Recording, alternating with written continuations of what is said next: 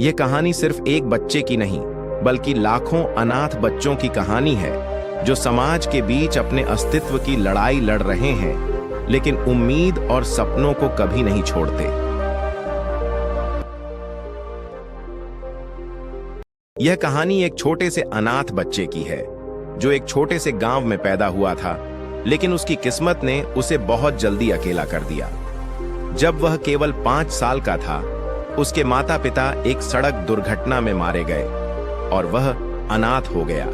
उसे एक अनाथालय में भेज दिया गया, जहां पर वह कुछ और बच्चों के साथ रहने लगा। उस अनाथालय में बहुत सी समस्याएं थीं, लेकिन एक चीज थी जो उसको हमेशा सुकून देती थी। वह था वहां का माहौल। वहां के शिक्षक और कर्मचारी बच्चों से हमेशा स्नेहपूर्ण व्यवहार करते थे और उन अनाथ बच्चों को यह महसूस कराते थे कि भले ही वह अनाथ हो, लेकिन उन्हें अकेला नहीं छोड़ा जाएगा।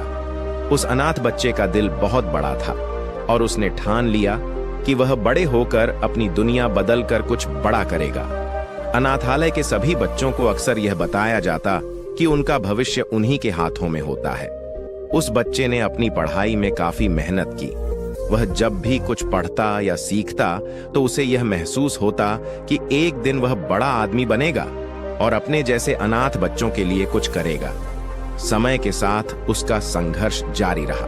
वह स्कूल में अव्वल आता और यहां तक कि उसकी मेहनत और समर्पण को देखकर स्कूल के शिक्षक भी उसकी बहुत तारीफ करते थे। एक दिन जब वो 12वीं कक्षा में था, उसने सोचा कि उसे किसी ऐसी कड़ी राह का चुनाव करना चाहिए जिससे वह समाज में बदलाव ला सके। उसने प्रशासनिक सेवा में जाने का निश्चय किया ताकि वह एक दिन कुछ बड़ा कर सके और बच्चों की मदद कर सके, खासकर उन बच्चों की जो अनाथालयों में रहते थे। उसने अपनी पढ़ाई जारी रखी और अपनी मेहनत से यूपीएससी की परीक्षा पास की। वह जब पहली बार कलेक्टर बना तो उसे अपने पुराने दिनों की बहुत यादें आईं। अब वह व्यक्ति बन चुका था जिसे वह हमेशा अपने सपनों में देखता था और वह जानता था कि अब उसकी जिम्मेदारी है कि वह समाज के लिए कुछ अच्छा करे। एक दिन उसने सोचा कि उसे वापस उस अनाथालय में जाना चाहिए जहां से उसकी यात्रा शुरू हुई थी। वह अपने सफल जीवन में उस स्थान को भूल नहीं सकता था जिसने उसे उसकी पहचान दी थी। एक दिन वह अनाथालय पहुंचा, लेकिन अब वह पहले जैसा छोटा बच्चा नहीं था। वह अब एक शक्तिशाली और प्रभावशाली कलेक्टर था। अनाथालय में सभी बच्चे उसे देखकर हैरान थे। वह उनसे मिलने के लिए उनके साथ बैठा और उनके सपनों के बारे में बात की।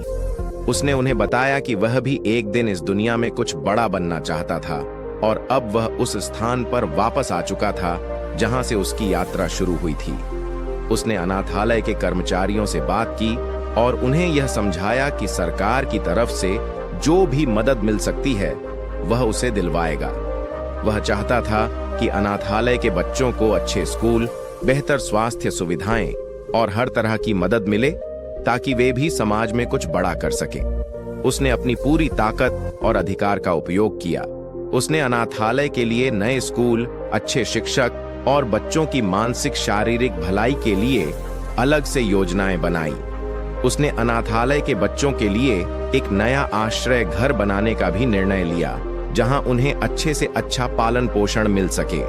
वह अक्सर अनाथालय जाता, बच्चों से बात करता, उनके साथ खेलता और उन्हें यह समझाता कि वे भी किसी दिन बड़े व्यक्ति बन सकते हैं।